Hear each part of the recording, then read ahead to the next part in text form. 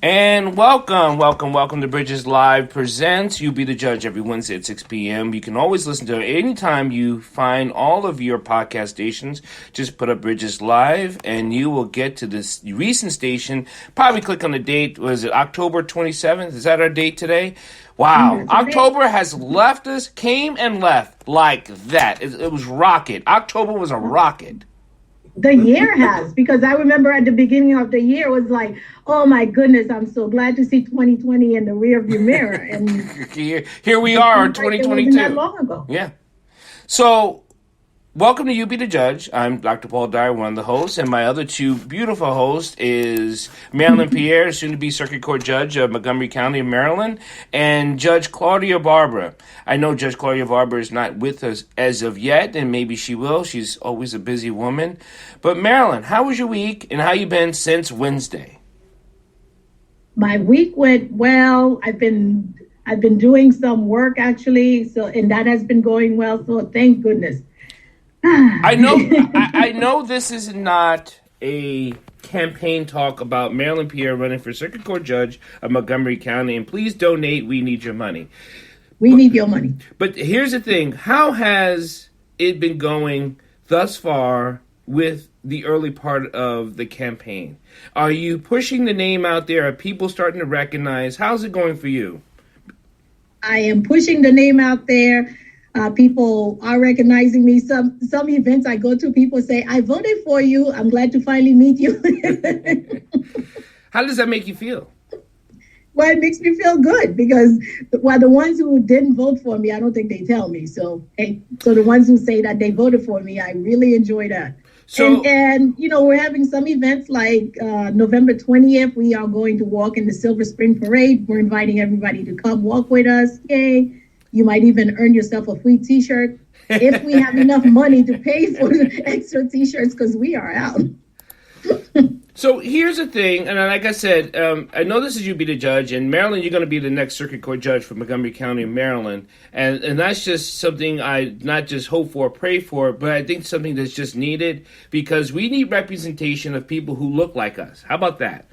I think you're a good person. I'd rather have people who look like us and who have our best interest in mind. I really think we need both. I think we need both, but I do think we need all three. Look like us, best interest in heart, but who also does a fair and impartial. Fair and impartial. Mm-hmm. That's what a judge is supposed to be. Now, why? And if I had to choose between looking like us and not having our best interest in mind, or not looking like us and having our best interest in mind, I would choose the latter each and every time. Yep. So why are you running for judge? I mean, what is your tenacity like? I not only deserve to be a judge, but need to be a judge. So should I go through the whole spiel? Yes, absolutely. Okay.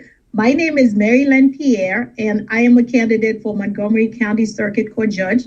I have been practicing law for over 30 years. Yes, I know I look young, but it's true. I started in vitro, so that's what happened. I am a Leadership in Law Award winner and a 3-time winner of Maryland's Top 100 Women, and I have won numerous community service awards because I really believe in community service. I got into law because I wanted to help my community, and that's exactly what I've been doing. I want to get into on the bench because I think that I could help my community more. Some of the problems that I see with the community is that I think that Maryland incarcerates too high of a percentage of its young Black males. According to the Justice Policy Institute, we are actually number one in incarcerating the highest percentage of our young Black males. And I think that should change. The Justice Policy Institute says that the reason why Maryland incarcerates such a high percentage of its young Black males is because of the excessively high sentences that the judges give them. So this is something that you could only attack by being a judge. So that's why I am running to be a judge. And I also think that the community should choose the people it wants to see on the bench. You shouldn't get on the bench because you know so and so, and you went to school with so and so, and the other ways that a lot of people get on the bench. Now let's, because this is leading up to an issue. So, what are the ways to become a judge? So, give us that understanding. There's voted in and there's appointed. Mm-hmm. Okay. Yes, exactly. The overwhelming number of people on the bench have been appointed. In Maryland, there are 4 levels of courts, and only on the second level of the court system, the circuit court, can you be appointed, and you have to run in a race where you might find somebody who contests your appointment. In the district court, which is the lowest level, you get appointed and all these appointments are made by the governor. And right now we have a Republican governor. And even, to tell you the truth, even when we had a Democratic governor 8 years ago, things didn't really change that much because it's the same group of people who are still making the recommendations to the governors. On the district court, you get appointed for 10 years. And unless something really bad happens, like prostituting your chambers kind of bad, which has actually happened, or there are questions about your mental health, which has actually happened, then something really bad has to happen for you not to be reappointed, no matter what party the new governor is from. And the Court of Appeals and in the Court of Special Appeals, which are the 3rd and 4th level of judges in the state of Maryland, you only get appointed and then you run for election, but you only run for retainment. So nobody could run against you. Okay. And in those cases, they say that these people usually get about 88% of the vote, and none of them have ever lost an election against themselves. So the circuit court, yeah, it is, exactly. The circuit court is really the only level where the public can make a difference, because in the circuit court, the public can say, I don't like the choices that have been made for me. I want to make my own choice. And that's why I'm running, because I want to give the public the ability to make a choice. And that brings us to one of the things we need to discuss today, which is Judge Davenport. She runs. But before I get there, and you have set me up. Well, I wanted you to talk about yourself. But before we get there, how can a judge be removed from judgeship? Well, as I stated before, if somebody runs against a judge on the circuit court level and the person gets more votes than that judge, then then that judge gets removed. I mean, like like doing their tenure, whatever. Like, how can a judge be yanked from the bench? What are the possible ways? Well, the possible ways is that there is a Commission on Judicial Disabilities that, if there are allegations against judges, the Commission on Judicial Disabilities can investigate these allegations, and depending on the finding, they could ask for the judge to leave. The last judge who actually left in Maryland didn't even go in front of the commission. I don't know if you know what happened to the circuit court judge in North Carolina. No. Not North Carolina, I'm sorry, in Caroline County. Yeah, in Caroline County, Maryland. He was at a fishing lodge, I think they said, with some young boys. And according to what I've read, it seemed like it's something that he did on a regular basis. And it is said that one of the boys noticed a camera in the bathroom. So he contacted his parents, who then notified the authorities, who then went to the fishing lodge and questioned the judge. And after questioning the judge, they said that the judge asked to excuse himself, and then he went to the bedroom, and they followed him in the bedroom. They said that they saw him swallow something. So then they asked him to do an X-ray. And during the X-ray, it seemed like he swallowed. It's not a hard drive. What do you call those things? USB, a USB drive. No, that was smaller. Well, something of that sort. Something that could record or save information. Probably an I'm saying SD, something that An SD card. An SD card. Yeah. Okay, yes. So that's what happened, and there was some more investigation, and after that, I think the FBI called him and said that they were going to come and arrest him. And after he heard that, he just killed himself. So that just happened a couple of weeks ago, in Caroline County. We don't know why this is not getting, more play. Erica, do you know why this is not getting more play? You have your hand raised. Well, hello everybody. What I was gonna say is that I myself had to file a complaint on a judge in Maryland. Okay.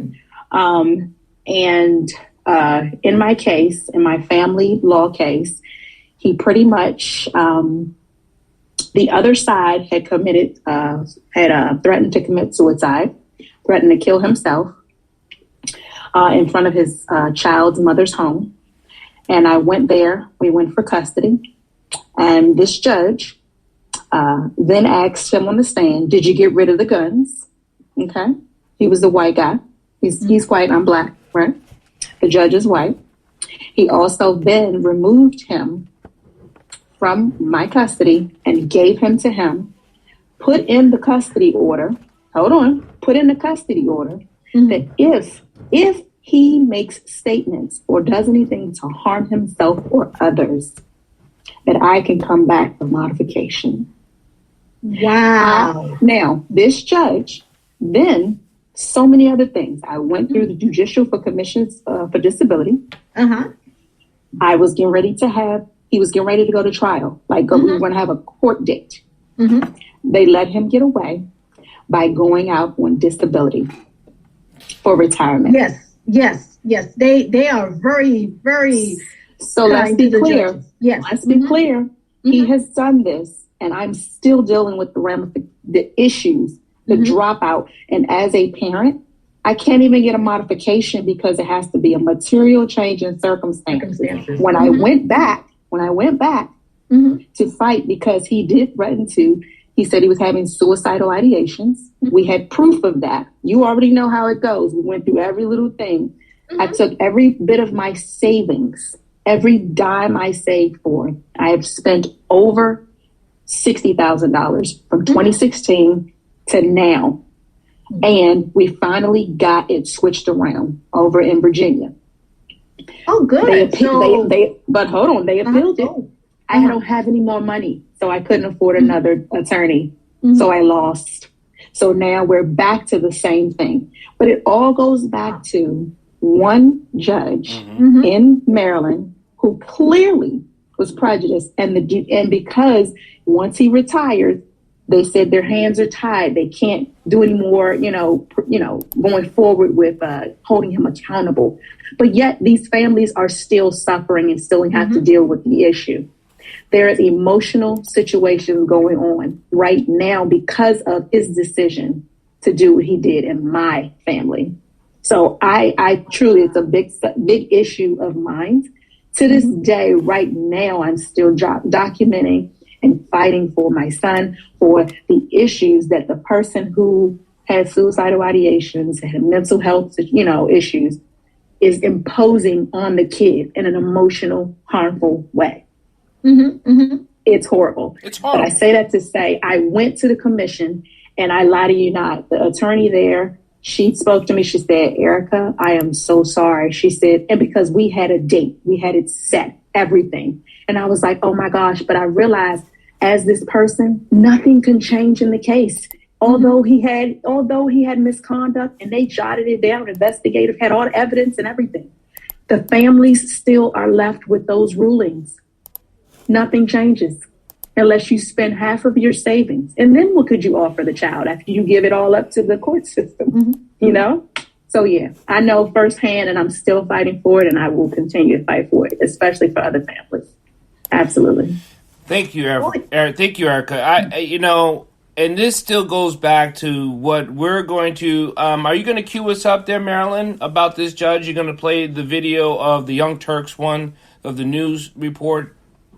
Oh, yes, I will. But I want to address Erica for a moment. Please, go ahead. Erica, what you're saying is so powerful, and oh my gosh, I can't even imagine living with that sort of trauma, wondering, what if, and you are in my prayers, and I hope that something like that doesn't happen.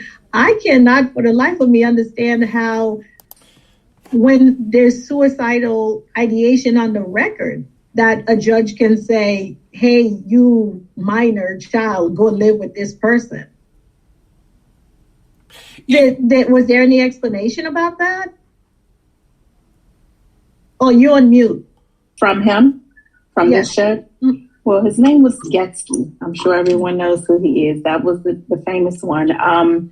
There is record as to why he said it. I think he basically just felt like he was being picked on. When you bring facts that may seem a little harsh toward the other party, for whatever reason he felt that he was being picked on, but there were facts. Mm-hmm. So, it even got down to the point where he asked my attorney to say 3 good things about this gentleman. Wow. So it was 3 good things. And I'm telling you, that's why I said your attorney to say 3 good things about the other side. Yes. Wow. It's a long the opposite story. Didn't happen where they asked his attorney to say 3 good things about you. Oh no. Wow. So I'm just so sorry. But I thought the commission was onto something. But as you go through the issues, the trial and error, the issues, you learn. And I've learned that board is there, and I can appreciate the board for that. But I think it needs to be extensive, because you can't cut things off and then leave people in limbo like that, because they're still suffering or still enduring those orders and verdicts that are handed down. They can't be changed. Who controls that board, Marylin? The judges. So basically they are, there's some public members on there, but they're the ones who make the decisions about whether or not the judges should be held accountable. And of course, I'm imagining that when they're making those decisions, they said to themselves, what if it were me? How would I want these other judges to look at it? And there have been some atrocious decisions in Maryland, because you have the one where I think it was in the Oprah, it was so horrendous. Oprah Winfrey discussed it in one of her shows. But in that one, I think the father said that he was going to cause some harm to the mother. And she asked for a protective order. The protective order was not given. And so therefore, he then threw gasoline on her and lit a match. Yeah. And then there was once, I think the child's name was Romeo or Prince, or either Prince or Romeo, where everybody testified that this guy should not be alone with the child. And this was a Montgomery County case. And the judge allowed the child to have unsupervised visits with the father. And on the second visit with him, the child died from a blunt force object. And he was tried for that. And I can't remember how many years he got as a result of that. But this is a child who has died. And we also had the Montgomery County one with the children who died in Baltimore in the hotel, the one where I believe the father was a traveling, it had something to do with the circus. But these things happen a lot. And of course you can't say, well, I know what's going to happen, blah, blah, and it's always easy to look at it with 20/20 vision in hindsight. But some of the things that happen, I think, have to do with the judges not really listening to people. and just wanting to make whatever decisions that they want to make because, But our issue is no one holds them accountable, and then the people that's supposed to hold them accountable, they're not even held accountable for even bad decisions. So, well, that's true too, and I agree with that. And maybe now that we know, this is something that we should we should discuss because. And try to see what changes we could make to it. Because I agree, the people who are in charge of whether or not these people face consequences shouldn't be a bunch of judges who, like I said, might be looking at themselves saying, hey, if I were in that position, I'd want somebody to give me a second chance, because many times they don't give other people a second chance. And just like Erica says, her child's not going to have a second chance because he's still living with somebody who is having the mental health issues that this person is having. And I see Mithun's hand is up. You want to say something? No, hold on, Mithun. Before you play, I just want to get into this judge down in Tennessee. So let's show that first. Just hold your comment, Mithun. Write it down. Go ahead, Marylin. Set up the video. Okay. And for those of you listening on the podcast, we're about to set up a video of this judge down here in Middle Tennessee, and how she's imprisoning these young children. Okay. And you're going to listen to this right now. Go ahead. Okay, ready?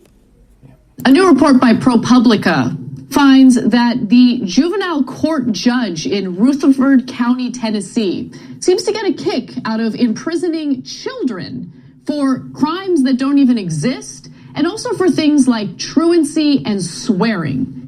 So this judge, Judge Donna Scott Davenport, actually also broke the law herself several times in the way she conducts her own job.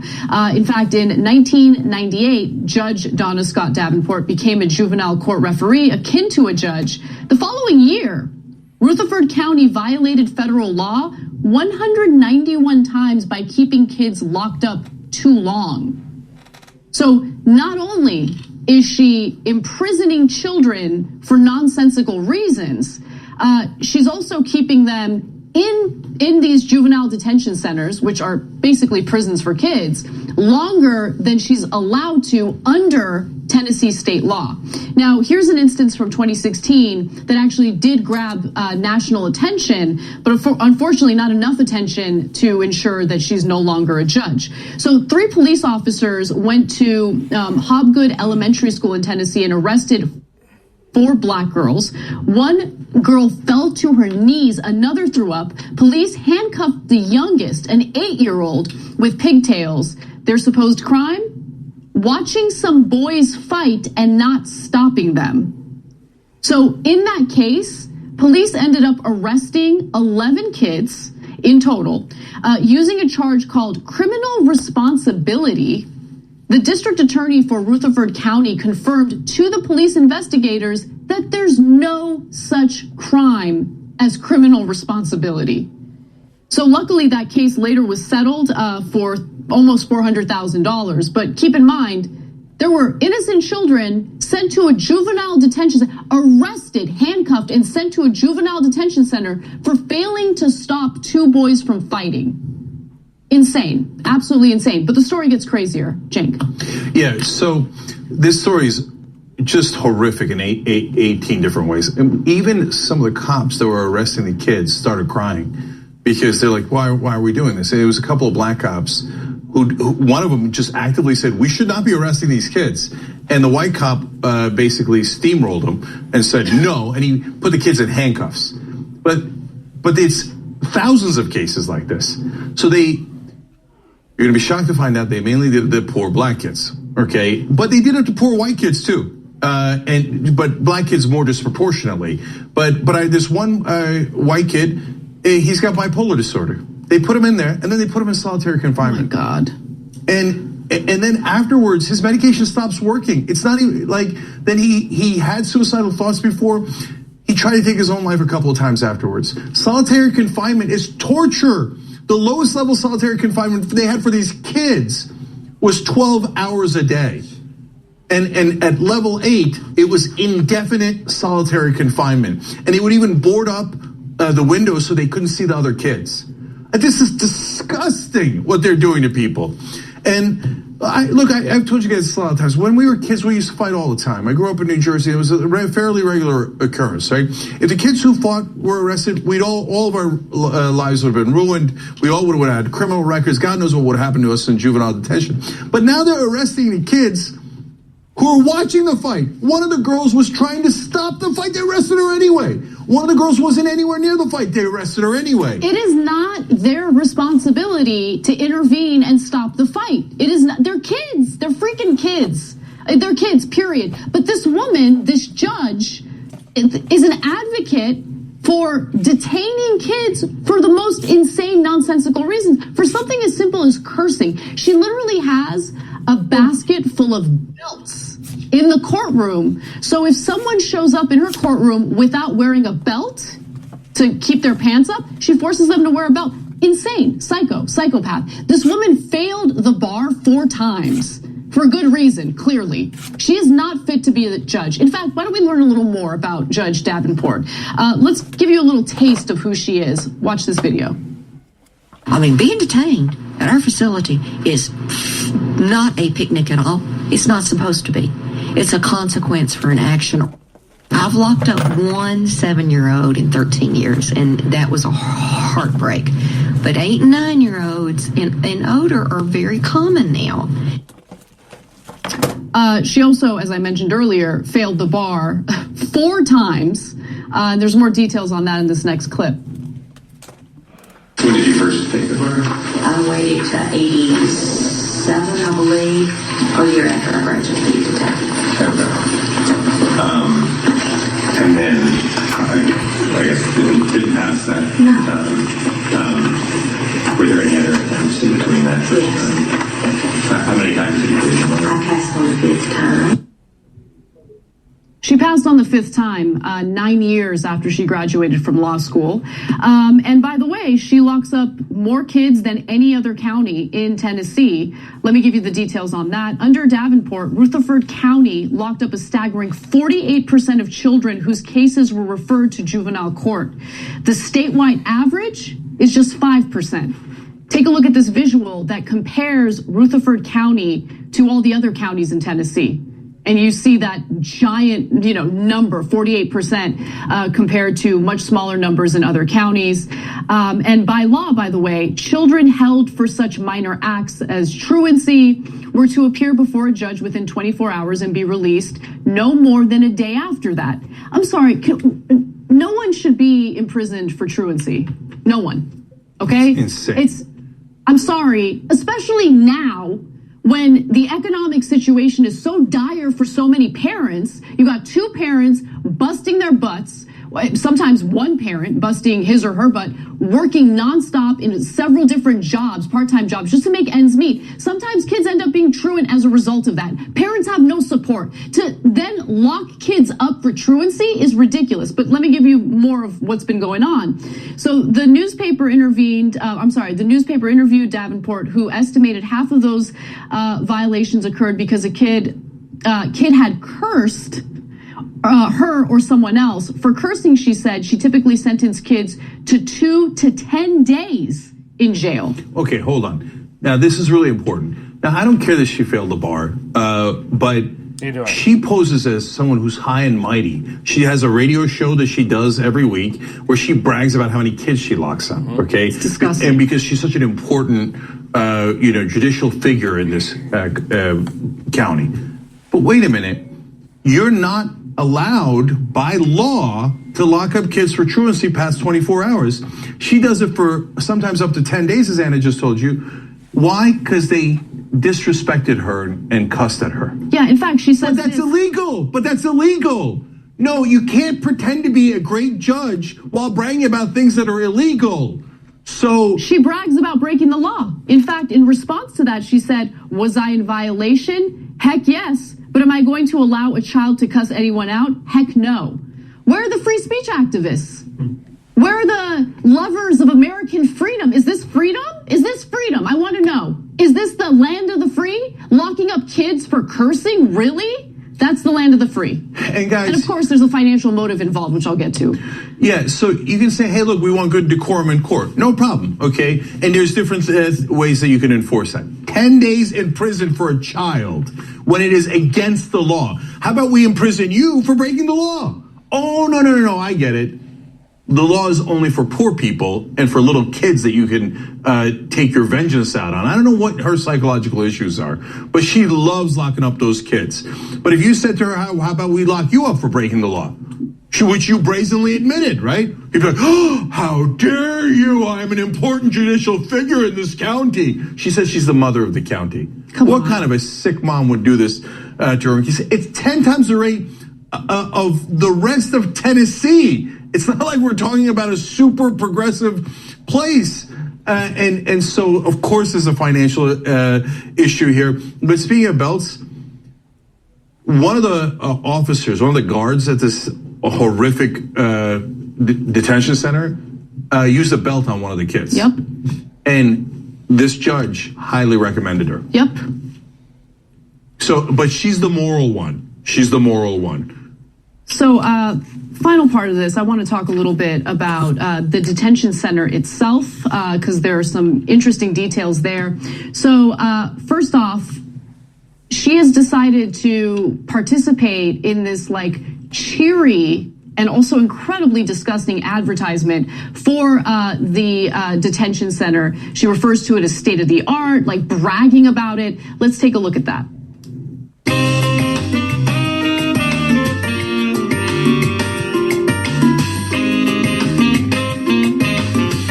Built in 2008, the Rutherford County Juvenile Detention Center is a 43,094 square foot facility that is located in the heart of Tennessee. Just minutes from Interstate 24 in Murfreesboro, the center is easily accessible with plenty of lodging and restaurant choices to choose from. Location check.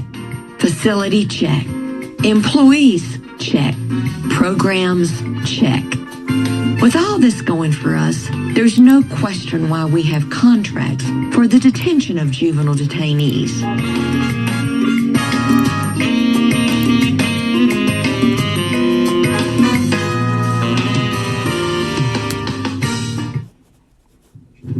Oh, wow. So my kid can get imprisoned for cursing or for truancy. And if they happen to end up in this juvenile detention center, there's an unlimited restaurant options in the area. What the hell was that? That was a literal ad for Rutherford County. We'll lock your kids up. And guess what? They get paid for it. Mm-hmm. So that's why they do it. The county gets $175 a day for each kid they jail.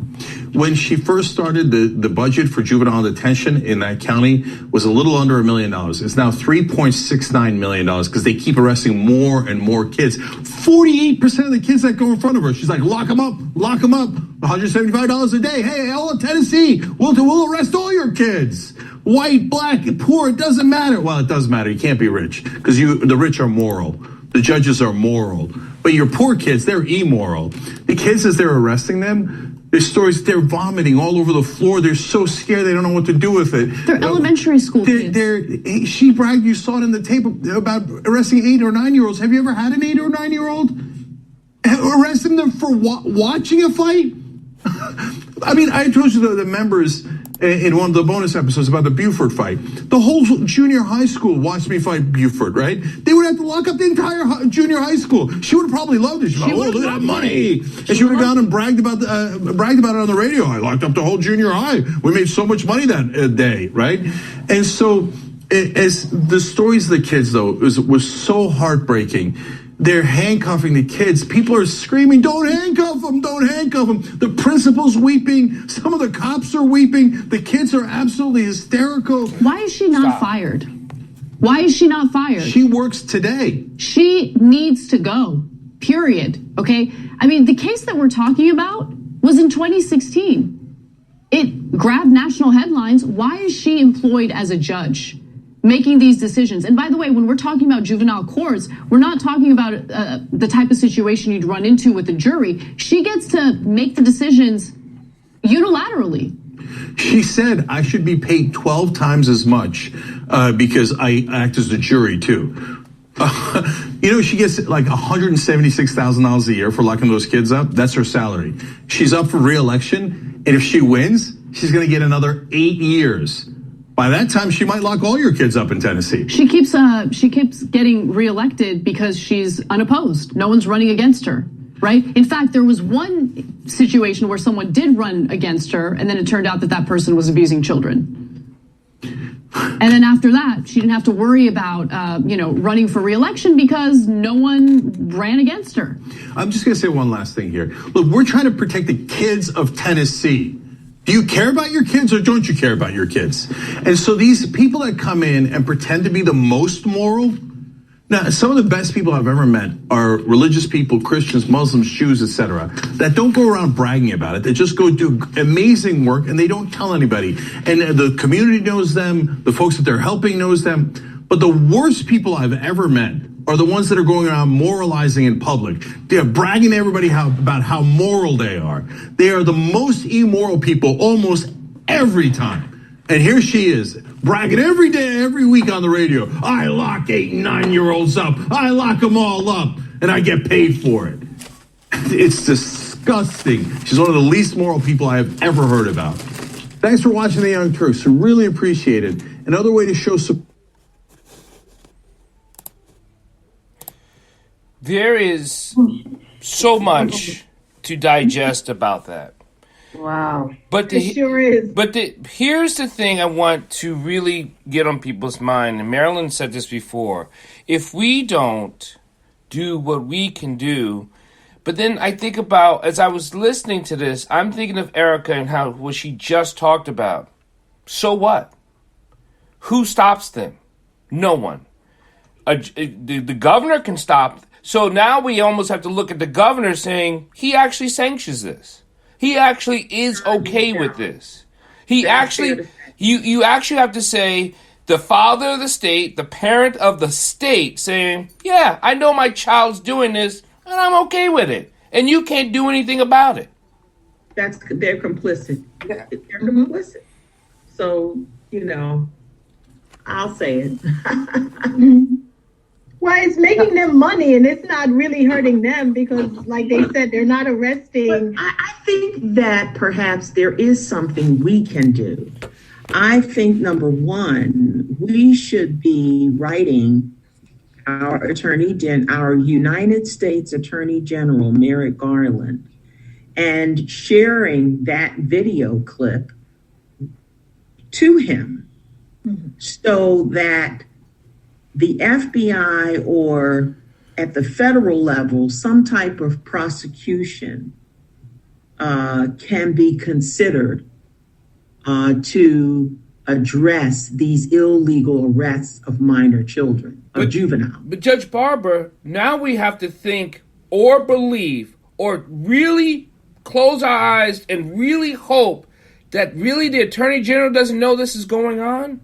I find that's hard to believe. You mean, and the Department of Justice doesn't know this is going on? I know there's something like 100, is there like 1,000 people in the Department of Justice? We need to put this as objecting in a fierce way, just like there were objections to George Floyd's killing as excessive force. Right. We need to move the needle in that direction. That this is excessive and it's illegal and it's in violation of people's civil rights. They have a civil rights unit. They have an FBI, and they have other investigatory agencies and an arsenal of laws that they can bring against this judge for doing what she's doing. They cannot be above the law, and there should be some action on our part. I mean, because we can't sit back and say, well, they may know something. That's why I'm not going to write a letter. Oh, yeah, okay. No, I'm writing a letter. I'm going on the record. Gotcha. I don't agree with this at all. I don't believe that she should be a judge, period. And, now let me get on this other point here. about how judges are elected and why she's allowed to be on the bench for as long as she is. Please. It's because we're not paying attention, and we're not doing our job to get her off the bench. And the one person, you see how that one person that did try to run against her, some negative story apparently popped up and likely threw that person off out of the running. But I mean, the fact that she thinks she is so entitled and so privileged at this point to still file a certificate of candidacy and run again after the whole history of what she's done already and not feel no consequences behind, well, that's the problem. Okay. And the second problem is the fact that voters are putting her back in office. So, Judge, hold on. Mitchum, I'm going to get to you right, and then we get to Teresa. For a person, because I did find her radio show. I did listen to it.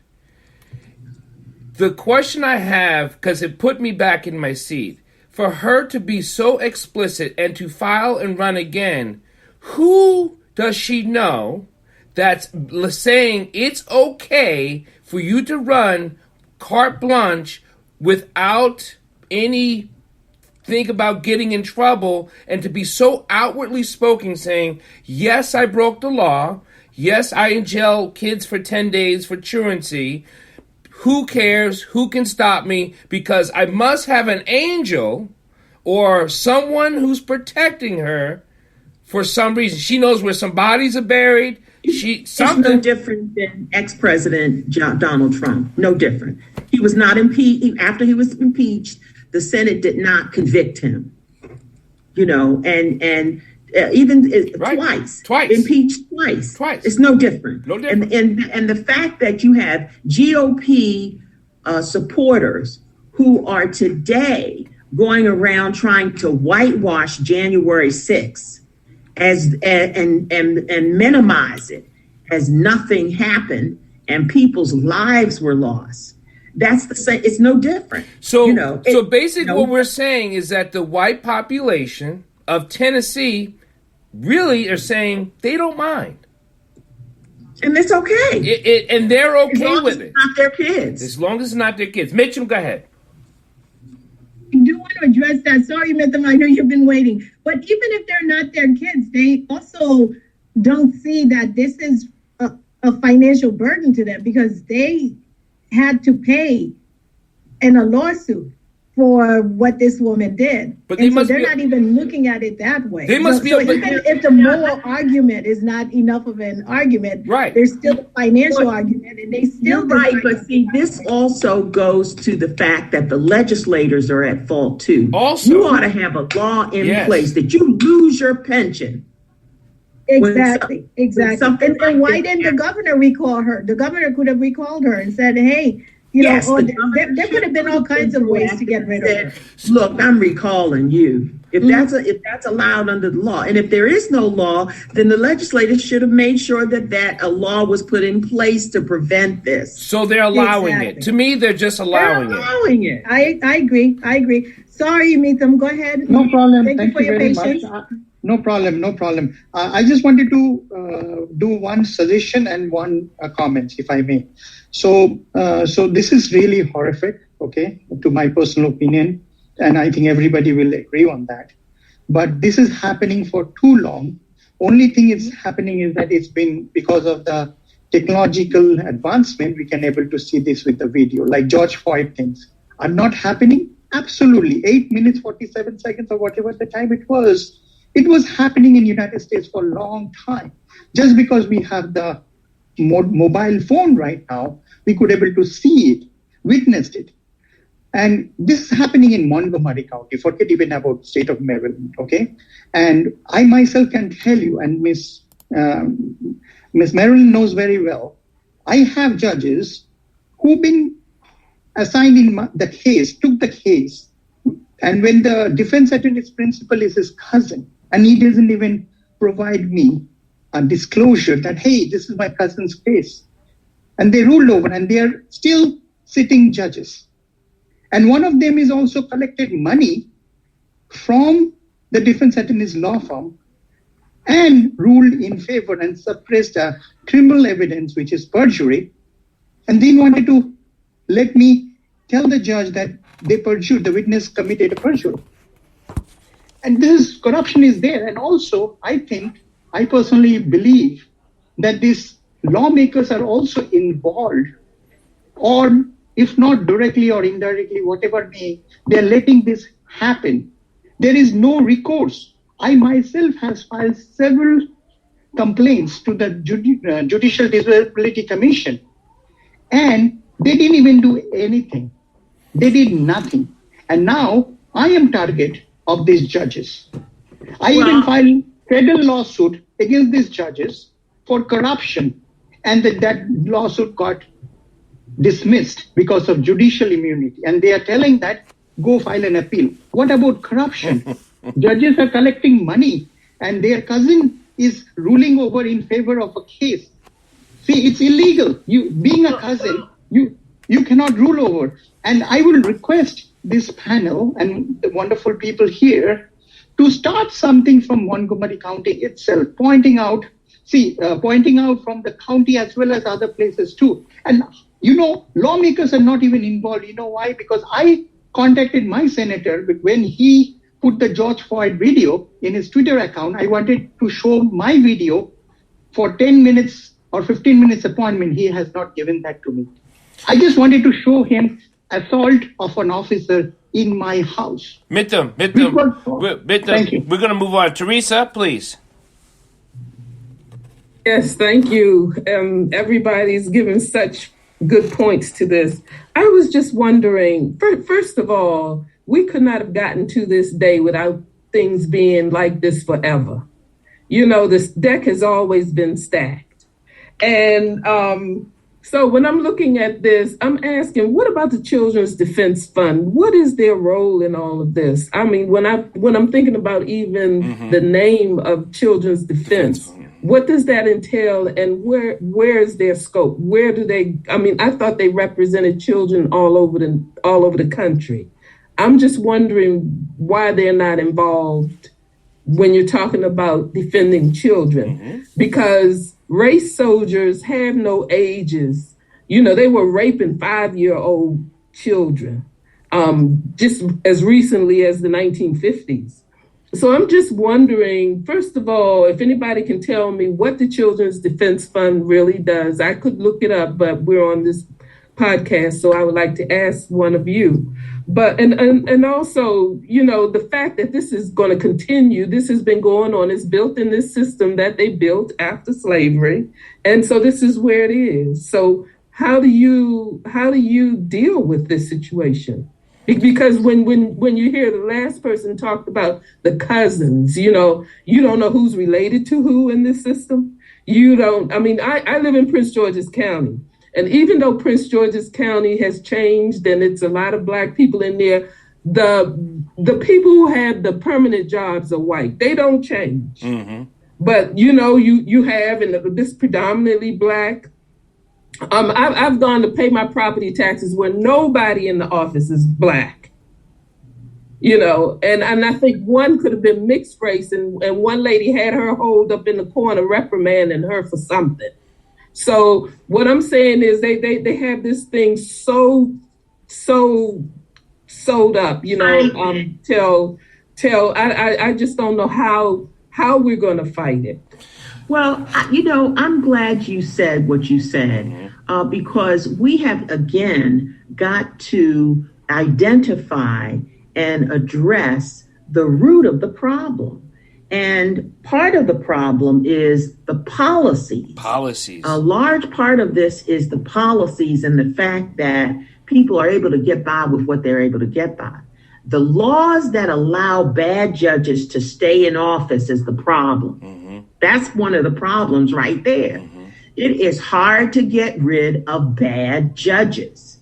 And that's part of the problem. Now, let's take, for example, federal lifetime appointed judges. Mm-hmm. They don't need lifetime appointments. No, they don't. Because all that stuff goes to their head, and all they're doing is just serving a lifetime appointment and don't care. They don't care about litigants. Oftentimes they are in that office and they could care less about how they rule and handle cases. Some of them do. I don't want to lump everybody in that same category, but we have a problem with that. There should be a concern with among the citizenry. Yes. About giving people lifetime appointments, especially at the federal level. You have civil rights legislation, and for the longest period of time, the federal courts was just flooded with people who don't care about civil rights. And, they would just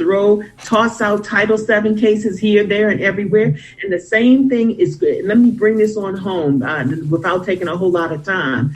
You have got to pay attention to who's running for judge. And I say that in the strongest sense that I can. Those positions matter.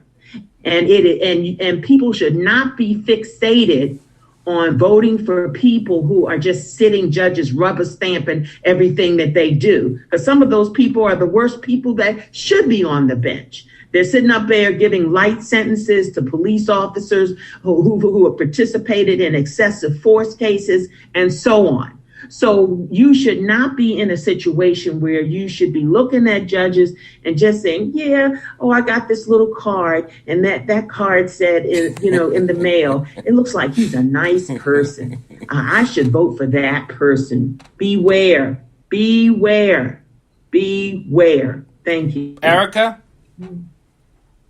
I was just going to say, to sum it up, because Judge Barber hit it right on the nose. The question is, how can we change the policy? What can we do where these judicial commissions can't just stop once they retire, go out on disability? Because the reality is they need to be held accountable. Where can we start to make that change within the legislature? I want to know. Please let me know. I will join you. One of the things, this is Teresa, I'm sorry, but what Judge Barber said, when we look at a ballot, the judges are not in the beginning of the ballot. They're usually at the end before they have the initiatives. And so, they put more priority on who's running for, let's say, on the state level, governor and lieutenant governor. And then you get the judges as though they're on the side. So I think one of the things that needs to be done is we need to have a campaign where we give judgeships more visibility, more a place. I don't know how we can do that, but I think that's what needs to be done, so they don't look like they're not important from where they're placed. So Teresa, I'll give you my geekiness of myself. I do a lot of study on all candidates running. That's what I do. I do it for the state, I do it for nationally, and I do it for other states. That's because I'm a political strategist. That's what I do. I study them, I tear them apart. I tear them apart like I tear apart our football team and see who the players are, who's starting, why they're starting, who traded who. I look at that because not that, one, I'm a geek, but secondly, I care about what is being put out there for the people, because when this backfires like this and judges in other states slip under the radar. Now, I know about their governor in Tennessee, and I know why she is still on the bench. I tell you that. You can look at both of those, and they make a perfect sandwich. So if you ever have any questions about who, just ask and I'll get back to you. Or do the research yourself, but I always do it anyway. Well, but when we're looking at TV commercials, we don't see judges. No. We just see governors.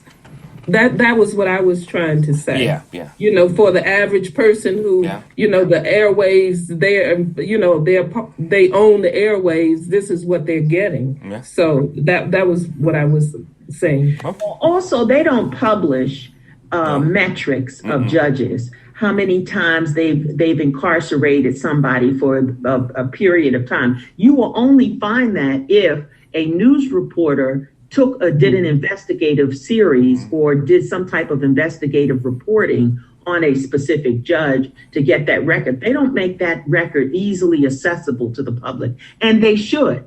They should have a situation where that this particular judge did this, and the disproportionate or disparity that the judge has in his record of sentencing. That information should be readily available. Unless the judge has their own radio show and they're bragging about it. That's how you also know. It's a sad, sad case because I listened to Erica and how she stated what she was saying. Go ahead. Oh, I'm sorry, Kathy. I see your hand. Go ahead, please. Yeah, no, I was just curious. Do they have a record of how judges incarcerate different individuals by race? That information can be found. However, it would take an inordinate amount of time to, number one, identify every single case that the judge ruled on in a specific time period, and then trace it down to find the race of the individual. Because there's a generic Maryland judiciary case search. If you plug somebody's name in there, that you would get presto the outcome of the case and the disposition of the case. But that Maryland judiciary case search doesn't break it down according to race. And previously, the Maryland judiciary case search did not break it down according to what judge was assigned the case either. So, that information, like I said, is not readily available, so that voters and citizens, have to find that information out on their own or rely on some other resource that has broken down the statistics as such. They do keep statistics of police stops, but they don't necessarily make this information readily available for judges and how they incarcerate people. How about by county? Kathy, I did say earlier that the Justice Policy Institute has some research that they did, and that's why they are saying that Maryland incarcerates a higher percentage of its young Black males than any other state in the country. I could send you the link to that. And there's like a child something. I could also send you a report. I could send you a copy of that. I could also send you the Justice Policy Institute. I read a lot. I dig into that one a lot because they break it down, the matrix, pretty good, and then you can go from there. I really do. Love that. And so, do they break it down by county in Maryland? Do we know which counties incarcerate more Blacks than other counties in Maryland? No, they didn't do that. But I think the ACLU of Maryland might have some information on that. Okay. I'm glad you mentioned the robingroom.com, Marylin, Pierre, because it is an important source. However, you will be shocked to know that many of the federal judges in that roving room have bad marks. They have D's and F's. And the bottom line is the attitude is that they don't care. Yeah. Because they're lifetime appointments. So who cares? You can't remove me. I'm invincible. Unless I've done something seriously horrible. You can't remove me. That's their attitude. I was living in the Midwest for a long time, and there was this guy. He had owned several bars, actually 5 bars.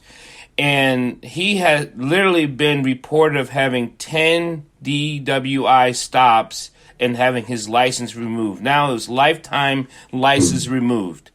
And he still drove around town. People still saw him in a car because he never went to jail. He never went to jail. He never did any time for none of his drunken stops. He owned the 5 bars in town, and he never went to jail. So if you're never going to be punished, who cares if I have a license? Who cares if I get stopped? There's nothing going to happen to me, and I can still live my life. I can still drink and drive whenever I want to, and I'm okay with that.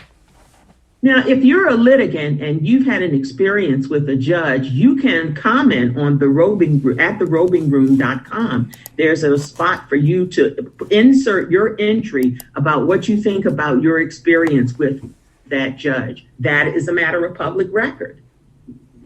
So that there is some and all judges may not like it because they feel that the person that lost is going to give them a bad rating. But you have to balance that out because some good judges have been caught up into that type of situation.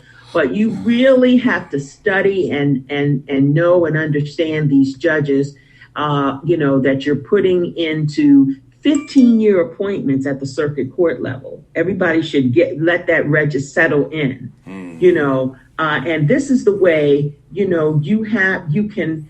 can be instrumental and part of change, because if you're not voting, then you're not a part of change, but